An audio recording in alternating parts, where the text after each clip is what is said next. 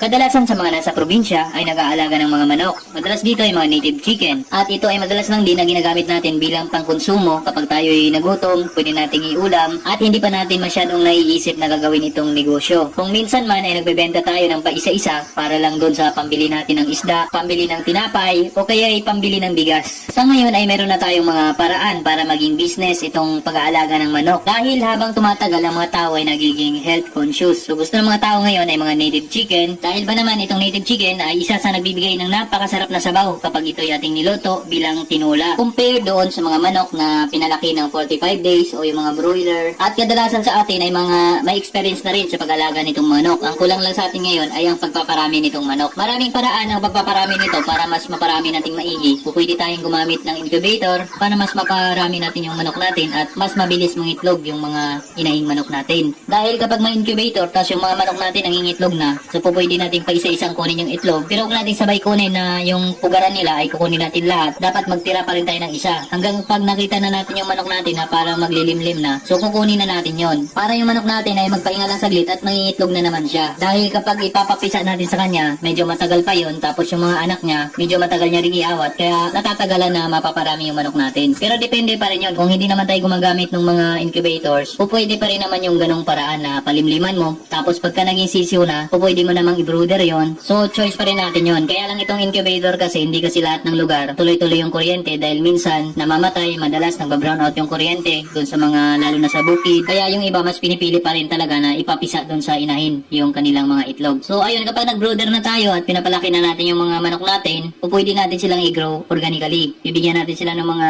mais, mga palay, yung mga kamuting kahoy o kahit ano yung mga saging, kinakain din yun ng mga native chicken. Ngunit kung pipiliin din natin na i-feed yung mga manok natin ay maaari din natin silang bigyan ng mga feeds. Sa edad na 1 to 21 days ay bibigyan natin ito ng chick booster. Pagka 21 to 49 days naman, bibigyan naman natin ito ng chick starter. Tapos pagka 50 to 84 days na sila, yun na yung broiler finish or mais. Pwede na yun ibigay dun sa mga manok na ganong age dahil malapit na rin silang ibenta. At itong mga native chicken, pwede na natin itong ibenta kapag nasa 3 months old na sila. Pero depende pa rin sa atin yun dahil meron din namang bumibili ng mga sisiw ng mga native chicken. At ayun, best pa rin sa pagpapalaki nitong chicken ay dapat gumagala lang din sila para nakakain sila ng mga damo, yung mga worms. Mas maganda kasi yung quality ng manok kapag sila ay nakakagala, naarawan sila. At yun yung matatawag natin na free range chicken. Sa housing naman itong mga native chicken ay pwede natin silang bigyan lang ng simpleng pabahay lang kahit gumamit lang tayo ng mga available lang din na mga materyales na meron doon sa ating lugar. Pwede tayong gumamit ng mga kawayan, mga kahoy na available lang din at gawa natin sila ng bubong na nipa. Ang recommended naman ng laki ng pabahay, kung meron tayong 100 heads na chicken, dapat meron tayong mga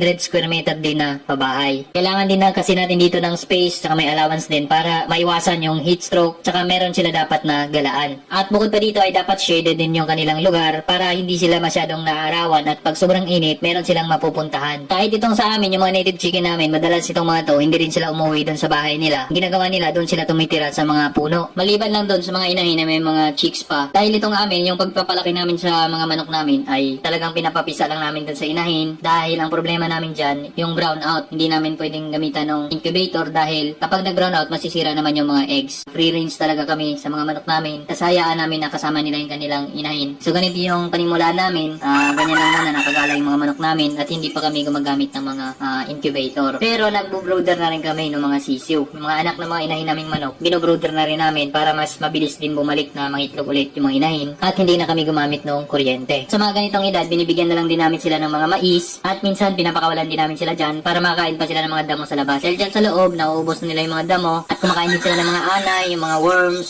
Saka sa napapansin ko din yung mga manok na free range lang, pinapakawalan lang, talagang bihirang magkasakit. Base naman sa naging experience namin kapag nagkakasakit sila katulad ng halak, pisik, sipon, lagnat, inflammation, coryza, fall cholera, malaria, bulutong, laway-laway at marami pang ibang mga sakit, pinagamitan namin agad ng Panamox Forte para dun sa mga sisiw. Paano naman dun sa mga malaking manok na gumagamit naman kami ng Panamox Caplet. Yun ay capsule. Yung Panamox Forte yun ay water soluble. Yun ay hinahalo lang sa tubig at para mas madaling inumin ng mga manok. Disclaimer lang, hindi ako eksperto pagdating sa gamot. Tayo ay nagsishare lamang ng base sa naging experience namin at base na rin sa mga nasusubukan din namin. At sa mga nagtatanong saan nabibili itong Panamox Forte or Panamox Caplet, ito ay nabibili sa mga aggregate supply sa Visayas at Mindanao. Sa Luzon area naman, maaari tayong mag-message sa 0917-795-0220 o kaya magmensahe tayo sa page ng Panamox Caplet at Panamox Forte sa Facebook. Minsan din, yung mga sisiw namin, ang pinaka-problema lang namin dyan, yung mga baboy kasi minsan, kinakain nila yung mga sisiw. Kaya pinipili din namin yung inahin na mas okay. Kapag yung inahin namin na malakas kumain ng sisiw at nakakaubos ng manok, minsan yan yung kinakal namin ng mabilis.